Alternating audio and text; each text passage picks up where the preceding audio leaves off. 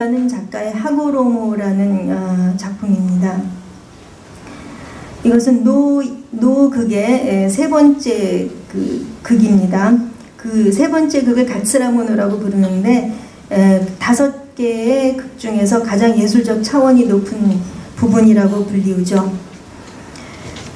사실 이 번역서가 발표되기 그 이전에 아롤도 주캄푸스는 이미 200만 명으로 추정되는 주 브라질 일본 교포 사회로부터 존경을 받고 있는 인물이었습니다. 재팬 파운데이션으로부터 방일 초빙을 받은 적도 있는 소위 친일 인사였습니다.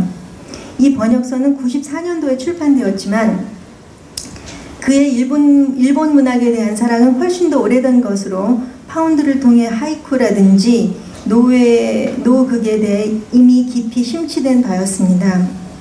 그가 1969년도에 펴낸 문학 이론서 가능성의 한계선에 선 예술이라는 저서에는 하이쿠의 시적 합성 방법과 간결한 아름다움에 대한 글이 있습니다.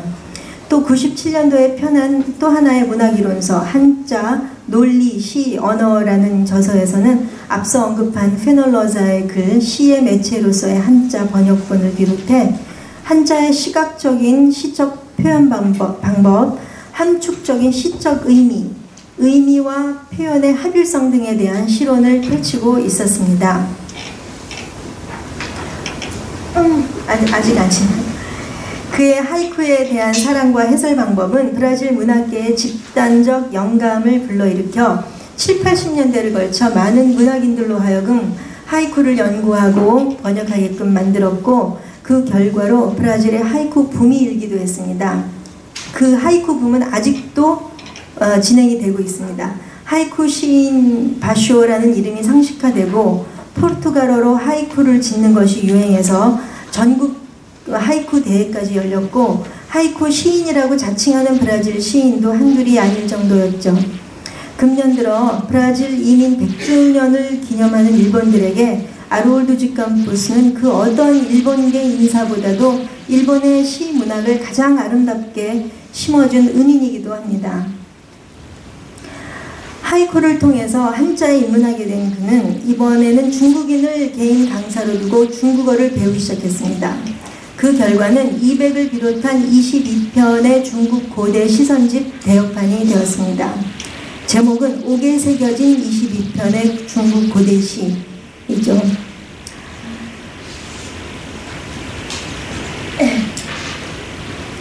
동양시학에 한참 머물렀던 그가 다음으로 도전한 작품은 성경책입니다. 그는 평생 불가지론주의자라고 자칭했지만 경전으로서의 성경이 아니라 인류의 가장 거대한 문학 원천이 되는 시집으로서 성경을 번역하고자 했던 것입니다. 히브리어를 배우게 되면서 그는 3권의 번역 시집을 출판하게 됩니다. 그래서 구약 성경의 전도서, 그 다음에 창조기, 그 다음엔 에덴의 동산. 에덴의 동산이라는 책에는 이제 아담과 하느님이 인간을 창조하는 대목, 아담과 이브가 에덴에서 쫓겨나는 부분, 그리고 바벨탑 부분 등을 이제 번역해서 에덴의 동산이라고 엮어서 출판을 했습니다. 이 대역판으로 출판된 이 3권의 번역서로 아롤도 주캄푸스는 20만 명으로 얼마 되지는 않지만 유별나고 까다롭기로 유명한 브라질 유태계로부터 칭송받는 인물이 되었습니다. 믿지 않는 그의 번역 행위를 신성모독으로 치부하지 않았을 뿐 아니라 영광으로 여긴 나머지 이스라엘 정부에서는 2주간의 이스라엘 관광을 선사하기도 했습니다. 그때는 벌써 칠순 노인이 다 되었죠. 그러니까 평생 내내 이 나라 말 저 나라 말 공부하면서 일생을 보낸 것입니다. 그리고 이번에는 인류 문학사에 있어 또 하나의 고전 중의 고전인 호메로스를 번역하는 작업에 착수했습니다. 물론 이번에도 고대 그리스어를 배워야 되겠죠. 그래서 또 교수를 모시고 몇 년간 언어를 공부하는 과정은 생략할 수 없는 과정이었죠. 그 결과로 내놓은 작품은 현재까지 펴낸 그 어떤 번역서보다 브라질 번역 문학사에서 패러다임이 되는 업적이 되었습니다. 그래서 호메로스의 서사시, 일리아드, 이제 번역하게 되는데 18번을 보시면 1권 전문이 2001년도에 나왔죠. 2002년도에 2판, 3판이 나오고 제4판이 2003년도에 나왔습니다. 그러니까 얼마나 많이 팔렸는지 이제 잘 볼 수 있는 것이죠. 그러니까 이제 지금까지 이 분이 평생 동안 어떠한 문학 번역가의 길을 걸어왔는지를 볼 수 있는 그야말로 번역 탐험기라고 할 수가 있겠습니다. 이쯤 되었으면 세계가 이 사람한테는 좁아졌죠. 그렇지만 그는 문학 번역가만은 아니었습니다. 21세에 펴낸 첫 시집을 포함하여 자작 시집이 총 12권, 문학이론 저서가 22권, 엔솔로지와 번역서를 포함하면 그가 펴낸 단행본은 무려 60권이 됩니다. 시간 관계로 이 부분은 생략을 하겠습니다. 나중에 시간이 되면 읽어보시기 바랍니다. 마지막에 이 사람이 얼마나 유명한 세계가 좁아졌냐 하면 브리타니카에 97년도에 올랐고 2001년도에는 세계 인명사전 후수에도 수록이 되었습니다. 마지막으로 1966년도에 상파울로 캐톨릭 대학에서는 그를 기념하는 기념식이 개최되었는데 그때 옥타비오 파스, 카브레라 인판테, 자크 데히다 등이 그 아르올드 지 캠포스에 대한 글을 써줘서 그 책자가 나오기도 했습니다. 거기서 데히다가 아르올드에 대해서 한 말을 읽어드리겠습니다. 문학이 제시하는 언어의 한계선에 있어. 그리고 그 무엇보다 언어와 언어가 친밀한 관계를 맺는 데 있어. 아르올드 지 캠포스는 그러한 모든 것에 나처럼 그렇지만 나보다 먼저 또 나보다 훌륭하게 접근했음을 나는 깨닫는다 라고 썼습니다. 그 다음에 2003년도에 그분이 돌아가셨는데 그가 소장하고 있던 개인의 35만 권이 아닙니다. 3만 5천 권입니다. 제가 잘못 썼습니다.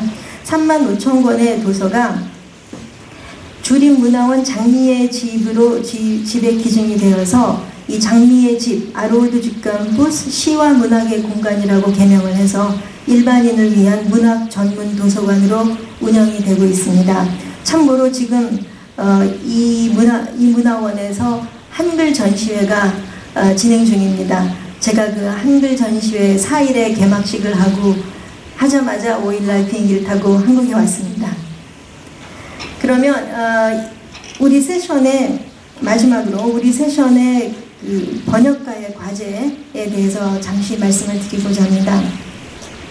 1962년 아르올드 지 캠포스는 고유의 번역 철학과 방법론을 담고 있는 창조와 비평으로서의 번역이라는 저서를 발표했습니다. 문학 번역에 있어서 새로운 패러다임을 제시하는 그의 번역 이론은 제목 그대로 번역이란 창조 활동과 비평 활동을 겸하는 작업이라는 데서 출발합니다. translation이라는 말보다는 transcreation이라는 말을 즐겨 쓰던 그에게 이미 완성된 시를 다른 언어로 재창조하기 위해서 필수적으로 선행되어야 할 작업은 바로 번역가의 비평 행위입니다. 더 나아가서는 번역 그 자체가 비평이라고 했습니다.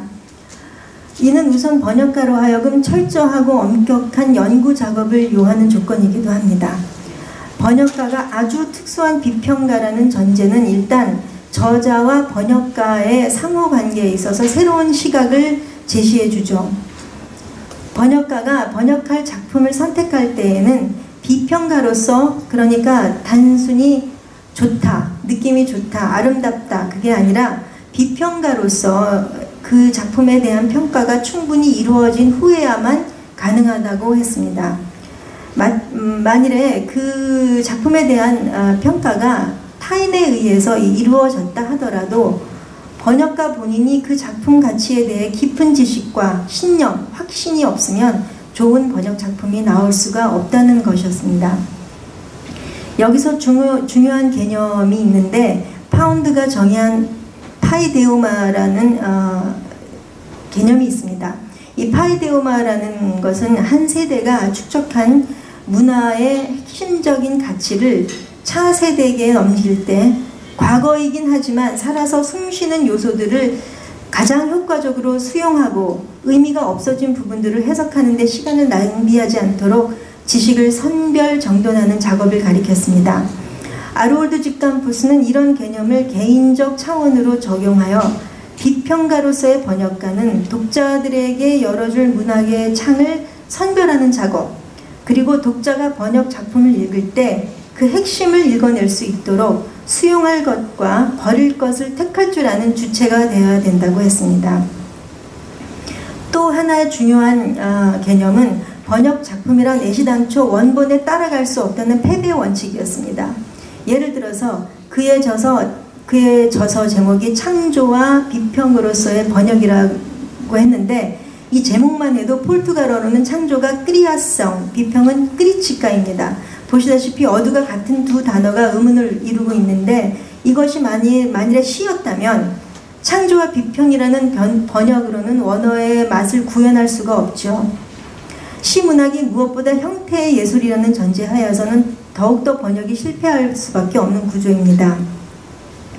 이를 뛰어넘기 위해서 다시 한번 비평가의 전문 지식과 비판의식이 동원되어 강조해야 될 부분과 희생할 부분을 선별하고 경우에 따라서는 저자가 미처 놓친 부분까지도 일깨워 줄 수 있는 작업이 가능해야 된다고 했습니다. 번역될 수 없는 부분에 1대1로 매달리게 되면 결국은 실패 논리에서 벗어날 수 없으므로 보완될 수 있는 틈을 타서 원본 이상으로 채워줄 수 있는 게릴라 작전을 펼쳐야 한다고 했습니다. 그리고 그러한 월권 행위에 온당한 제어를 가할 수 있는 것 또한 비평가의 전문성이라고 했습니다. 마지막으로 번역가의 과제라 하면 베냐민을 기억하지 않을 수 없습니다. 베냐민은 번역가의 과제에서 저자의 노력과 번역가의 노력은 근본적으로 다르다고 했습니다. 전자는 직면한 상황을 표현하고자 하는 반면 번역가는 언어 그 자체의 총체성을 바라보아야 한다고 했습니다.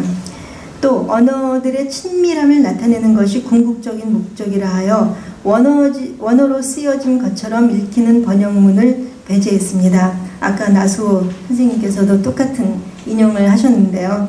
오히려 문장 구조를 그대로 직역하는 것이 더 옳은 방법일 것이라고까지도 했습니다.